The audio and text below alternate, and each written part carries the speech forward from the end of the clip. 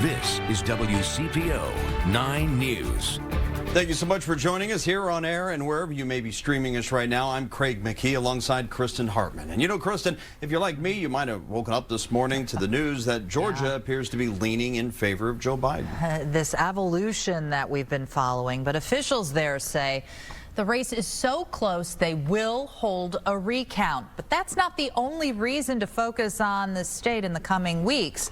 There is a chance Georgia will have not one but two runoff elections for the United States Senate. It could decide which party controls it for the next 2 years. So what has changed so much in Georgia? Metro Atlanta has grown by 700,000 residents just since 2010. It's one reason why the state is competitive. And record voter registration numbers turned into actual votes, Craig. Meanwhile, some of the most important ballots, Kristen, in this election were cast in Pennsylvania, and we are still waiting for those results. There were no reported widespread problems in the state on Election Day, but the nonpartisan group Common Cause Pennsylvania says the state could do more to improve. The Republican-controlled state legislature previously voted that election officials could not count early mail-in ballots until Election Day, which then delayed results. On top of that, they had reports of some people waiting as long as 3 hours to be able to vote. That's a barrier, right? People have to work. People have childcare, elder care responsibilities. Well, there are still a few outstanding issues in Pennsylvania, including ballots that were postmarked on Election Day but received just today. Those do count by law, but they could face legal challenges as to whether they should, which is why election officials have segregated those ballots just in case. In Phoenix, Protect the Vote rallies continue to be held outside of election centers. The rallies, featuring mostly Trump supporters, have been peaceful. They have expressed distrust in election officials and the use of Sharpies on ballots. More on that in a moment. After the latest ballot drop this afternoon, President Trump closed his gap slightly with Joe Biden. The former vice president is only leading by about 40,000 votes now.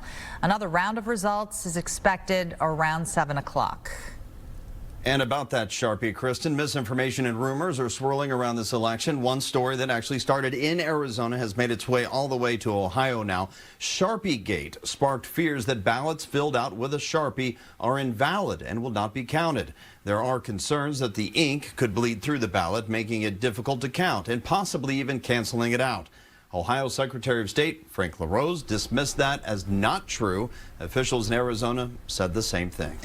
And that story is the perfect segue to show how fast-moving misinformation can not only be bad on the national stage, it can also be dangerous for us mentally, especially in the middle of the election. People are using their voices and their platforms to feed information to the masses, and oftentimes the people receiving it are eating it up and spitting it right back out without verifying the facts. Therapist Jamie Saul says this misinformation is affecting people's mental health because their level of fear and paranoia, well, both are at an all-time high. If you're already anxious, if you're already depressed and struggling, it's going to be a harder time for you. I think we all have to take personal responsibility for what we're putting out there and what we're believing that's put out there. So if the misinformation has you overwhelmed, this medical professional offers this advice. Use the coping mechanisms that we always use to get through difficult times, whether that's walking or talking to a friend.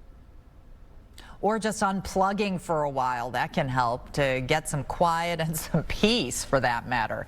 But like it or not, she says we have to move forward, whatever the outcome is. Moving on from election coverage now, Covington has a new approach to zoning that could bring more